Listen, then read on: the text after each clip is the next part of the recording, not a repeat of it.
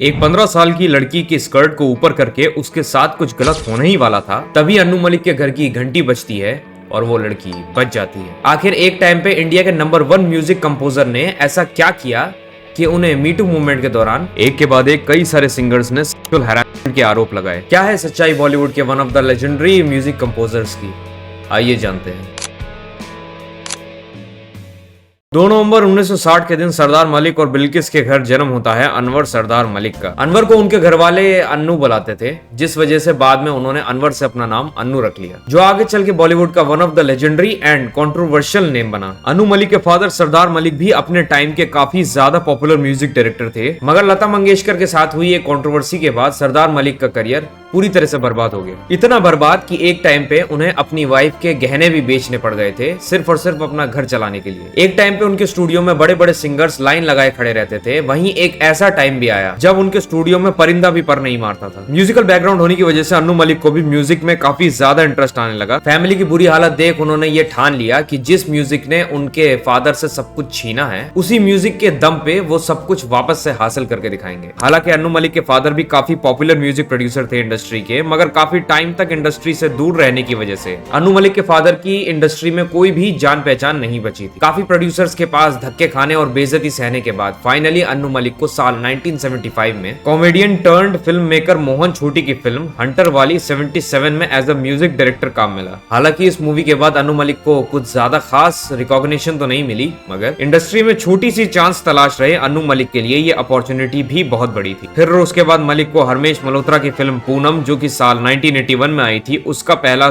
Full sound track मिला, जो playback singer Shailendra Singh के रिकॉग्निशन पे हुआ। शैलेंद्र सिंह से अन्नू मलिक की दोस्ती बॉबी फिल्म के म्यूजिक सुनने के बाद हुई। बॉबी मूवी के काफी गाने हिट हुए थे और उसने शैलेंद्र को इंडस्ट्री में एक फेमस नाम बना दिया था। हालांकि पूनम बॉक्स ऑफिस पर फ्लॉप रही, लेकिन कुछ गाने काफी ज्यादा नोटिस किए गए, जैसे मैं हूं हसीना, मोहब्बत रंग लाएगी, आ जरा मेरे हमनशी। ये गाने उसके मोहम्मद रफी के साथ कुछ रेयर कोलैबोरेशंस थे, जो रिकॉर्ड करने के कुछ ही दिन के बाद उनके इंतकाल के बाद रिलीज हुए थे। मलिक ने हरमेश मल्होत्रा के साथ अपने कोलैबोरेशंस को आगे बढ़ाया और आपस की बात साल 1981 और मंगल पांडे 1982 में भी एज अ म्यूजिक डायरेक्टर काम किया। उन्होंने और भी फिल्म्स के लिए म्यूजिक कंपोज किया, जैसे कि पागल प्रेमी और एक जान है हम। ये फिल्म्स बॉक्स ऑफिस पर फ्लॉप साबित हुई, लेकिन एक जहां है हम के कुछ गाने, जैसे दिल लगाना तुम क्या जानो, आसमां पे लिख दूं और याद तेरी आएगी, इन गानों को कुछ रिकॉग्निशन मिली। अन्नू मलिक के करियर का टर्निंग पॉइंट मर्द मूवी साबित हुआ। मनमोहन देसाई की इस मूवी ने अन्नू मलिक की जिंदगी बदल दी। मर्द मूवी के गाने सुपरहिट साबित हुए, जिसके बाद अन्नू मलिक को एक के बाद एक कई सारे मूवीज के म्यूजिक कंपोज करने के ऑफर्स आने लगे। फिर साल 1993 में आई शाहरुख खान की मूवी बाजीगर। इस मूवी ने अन्नू मलिक को बॉलीवुड का नंबर 1 म्यूजिक डायरेक्टर बना दिया। बाजीगर ओ बाजीगर, किताबें बहुत सी, छुपाना भी नहीं आता, ऐ मेरे हमसफर, ये काली काली आंखें जैसे एक के बाद एक सुपरहिट सॉन्ग्स को कंपोज करने के बाद अन्नू मलिक की पूरी बॉलीवुड इंडस्ट्री में तूती बोलने लगी। ये काली काली आंखें के उस साल पे 10 मिलियन यूनिट्स बिकी और ये उस साल की best selling sound track for Bollywood बन गई। 1993 के बाद अन्नू मलिक के पास काम की बौछार हो गई थी। हर साल करीब 7 से 8 मूवीज में अन्नू मलिक का म्यूजिक होता था। 1997 में आई जुड़वा और बॉर्डर में अन्नू मलिक ने एक बार फिर सुपरहिट गाने दिए, जिसके बाद साल 2000 में आई रेफ्यूजी फिल्म के लिए उन्हें national film award for best music direction award भी मिला। अन्नू मलिक जहां एक तरफ बुलंदियों के शिखर पे थे, वहीं दूसरी तरफ उनका नाम कई सारी कंट्रोवर्सीज में भी आने लगा। अन्नू मलिक पे कई बार दूसरे कॉम्पोजिशंस को चुराने का आरोप लगा, जैसे कि 1996 में आई दिल जले में एक सॉन्ग था मेरा मुल्क मेरा देश। इस गाने का कंपोजिशन इजराइल के नेशनल एंथम से मिलता जुलता था। फिर मर्डर मूवी का सॉन्ग भीगे होंठ तेरे भी ओरिजिनल नहीं था। इस सॉन्ग की कंपोजिशन भी अन्नू मलिक ने पाकिस्तानी सॉन्ग मैनू तेरे नाल से चुराई थी।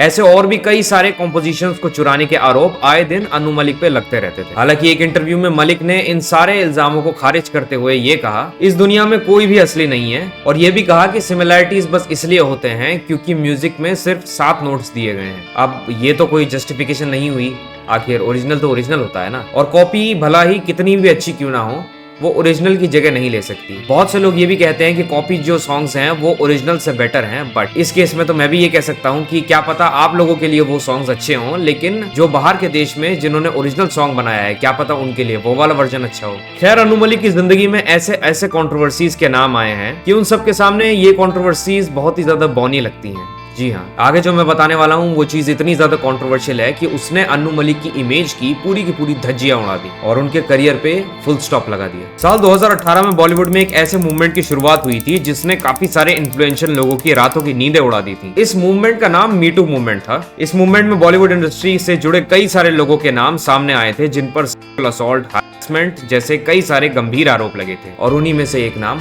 अन्नू मलिक का भी था। सोना मोहपात्रा जो कि एक फेमस प्लेबैक सिंगर हैं, उन्होंने अन्नू मलिक पे हैरेसमेंट के आरोप लगाए थे। सोना ने अपनी इंस्टाग्राम पोस्ट में ये कहा कि मेरी पहली मुलाकात अन्नू मलिक से अक्टूबर 2006 में हुई थी जब हम MTV लिक्रा स्टाइल अवार्ड्स के रिहर्सल्स के लिए गए थे। उसने राम और मुझे ITC ग्रैंड मराठा में लंच के लिए बुलाया क्योंकि उसने राम के साथ अपने जवानी के दिनों में काम किया था। मलिक को यह नहीं पता था कि हम शादीशुदा हैं और जैसे ही मैं रेस्ट रूम गई उसने एक बेइज्जत कमेंट किया, क्या माल है संपत। इसके बाद सोना ने यह कहा कि अन्नू मलिक उनको बार बार कॉल किया करते थे और बड़ी ही अजीब तरीके से चीजों के बारे में बात करते थे, जिसके बाद सोना ने मलिक के कॉल्स उठाने ही बंद कर दिए थे। सोना ने यह भी बताया कि ये सब उनके लिए काफी ज्यादा अनकंफर्टेबल था। इसके बाद सोना ने अन्नू मलिक पे एक और सिंगर को हैरेस करने का आरोप लगाया और उस सिंगर का नाम था सुमन श्रीधर। सोना के मुताबिक अन्नू मलिक ने सुमन को इतना ज्यादा हद तक परेशान कर दिया कि उसे देश छोड़कर ही जाना पड़ा। सोना ने बताया कि साल 2011 में लव का दी एंड मूवी में एक बहुत ही टैलेंटेड सिंगर सुमन श्रीधर ने एक गाना गाया था जिसका नाम था टुनाइट। अन्नू मलिक को उसकी सिंगिंग बहुत ही ज्यादा पसंद आई और उसने उसका नंबर मांगा। हमारे स्टूडियो ने उसका नंबर दिया ये सोचकर कि ये उसके करियर के लिए आगे चलकर फायदेमंद होगा। श्रीधर ने मुझे कॉल किया और बताया कि अन्नू ने उसे बार बार कॉल्स किए, मैसेज भेजे और स्ट्रेंज आवर्स पर की। वो लड़की मलिक की बेटी की एज के आसपास है। हालांकि अन्नू मलिक के लिए एज बिल्कुल भी मैटर नहीं करती थी, पर मैंने सुमन को बहुत समझाने की कोशिश की, लेकिन एक पॉइंट के बाद जब मुझे पता नहीं था कि मैं क्या करूं तो मैंने सिर्फ ये कह दिया कि आप अन्नू मलिक को सिर्फ अवॉइड करो। मुझे याद है कि श्रीधर ने मुझे बताया था कि वो अपनी सिक्योरिटी को लेकर चिंतित थी क्योंकि उससे अनजान नंबर से कॉल आती थी और उसे समझ नहीं आता था कि कौन से कॉल्स को वो अवॉइड करे। इन सब के बाद नेहा भासिन, श्वेता पंडित, अलीशा चिनॉय के साथ इंडियन आइडल के प्रोड्यूसर रह चुकी डेनिका डिसूजा ने भी अन्नू मलिक पे सेक्सुअल हैरेसमेंट के आरोप लगाए थे। नेहा ने तो डायरेक्टली अन्नू मलिक को एक प्रेडेटर ही कह दिया था, यानी कि दरिंदा। नेहा ने कहा था कि वो सिर्फ 21 साल की थी जब वो अन्नू मलिक के स्टूडियो पे अपनी CD लेकर आई थी ताकि उन्हें एक चांस मिल सके, मगर अन्नू मलिक उन्हें सोफे पे लेटे लेटे घूर रहे थे और उसके बारे में गलत कमेंट कर रहे थे, जिसके बाद नेहा अन्नू मलिक के स्टूडियो को छोड़ के चली गई। उसके बाद अन्नू ने नेहा को भी कई सारे कॉल्स और मैसेजेस किए, बट नेहा ने इन सब का जवाब ही नहीं दिया। श्वेता पंडित ने तो अन्नू मलिक को पेडोफिल ही कह दिया था, यानी एक ऐसा इंसान जिसे माइनर गर्ल्स की तरफ सेक्सुअल अट्रैक्शन है। जी हाँ, साल 2001 की बात है जब श्वेता सिर्फ 15 साल की थी और वो अन्नू मलिक के स्टूडियो पे गई थी क्योंकि अन्नू के मैनेजर ने उन्हें कॉल करके बुलाया था, जिसके बाद अन्नू मलिक ने उनसे ये कहा कि हम तुम्हें गाना तो गाने देंगे लेकिन उससे पहले तुम्हें मुझे किस करना होगा। एक 15 साल की बच्ची के लिए ये इतना ज्यादा ट्रॉमेटाइजिंग था कि वो काफी टाइम तक डिप्रेशन में रही और इस चीज को अपने पेरेंट्स तक को नहीं बता पाई। इन सब एलिगेशंस के बाद आने के बाद भी 2 और लड़कियों ने अन्नू मलिक पे हैरेसमेंट के एलिगेशंस लगाए। एक लड़की ने मिड डे से बात करते हुए ये कहा कि अन्नू मलिक मेरे बगल में आके बैठे थे, मैं समझ गई थी कि कुछ तो गड़बड़ है और मैं फंस चुकी हूँ, क्योंकि उस वक्त अन्नू मलिक के घर पे कोई भी नहीं था। मैंने उसे धक्का देके भगाने की कोशिश करी मगर भाग नहीं पाई, मगर लकीली उस वक्त डोरबेल बज गया। मगर उसी रात अराउंड 8:30 बजे अन्नू मलिक मुझे अपनी कार से घर छोड़ने के बहाने एक सुनसान मैदान में लेकर गए। मैंने उनसे भीख मांगी कि मुझे छोड़ दो, मुझे जाने दो, मगर उन्होंने मेरे बाल अंदर से जोर जोर से आ रही आवाज को सुनकर एक गार्ड वहां आया और तभी मैं मौका पाते ही दरवाजे को अनलॉक करके भाग गई। एक सर्वाइवर ने मलिक से अपनी मुलाकात के बारे में बताया जब वो एक स्टूडियो में मिली थी जहां मलिक ने उसे अगली बार शिफॉन साड़ी पहनकर आने को कहा था। उसने ये भी बोला था कि वो कितनी अकेली होगी क्योंकि उसका कोई बॉयफ्रेंड नहीं है। गुस्सा होते हुए जब वो वहां से जाना चाहती थी तब भी मलिक ने उसे अपने गले से लगा लिया। मुझे पैनिक हो गया जब मैंने रियलाइज किया कि रिकॉर्डिंग स्टूडियो साउंड प्रूफ था और अगर मैं चीखती भी तो कोई सुन नहीं पाता। धक्का देकर ये कहा कि तुम्हें क्या लगता है, तुम क्या कर रहे हो। वैसा सिख परवर्ट तुरंत अपने रिहर्स्ड लाइन पर आ गया, नहीं मैं अपनी वाइफ के साथ खुश हूँ, मैं एक सेंसिटिव आदमी हूँ, वो याद करती है। उसके बाद उस सिंगर ने इंडियन आइडल 10 में हिस्सा लेने से मना कर दिया जिसका जज अन्नू मलिक था। जब ये एलिगेशन सामने आए थे तो अन्नू मलिक को टेम्परेरीली इंडियन आइडल के जज के पोजीशन से हटा दिया गया था। शो के प्रोड्यूसर्स ने ये डिसीजन लिया था जब ये एलिगेशन हद से ज्यादा बढ़ गए थे, लेकिन बाद में उन्हें शो में वापस बुलाया गया जो कि कंट्रोवर्सी का पार्ट बना। हालांकि अन्नू मलिक ने इन सारे एलिगेशंस को डिनाई किया था। उन्होंने कहा था कि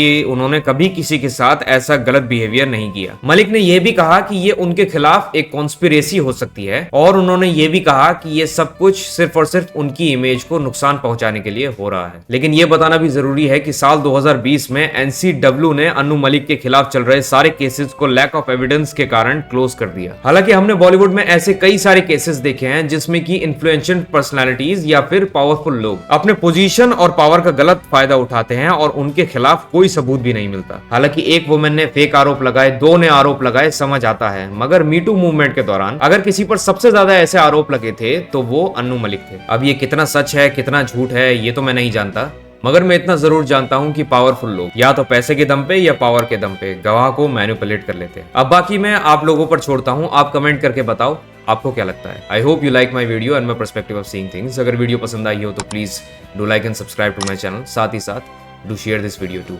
मिलूंगा आपसे नेक्स्ट वीडियो में, तब तक के लिए आपका अपना एब्सोल्यूट पीस आउट।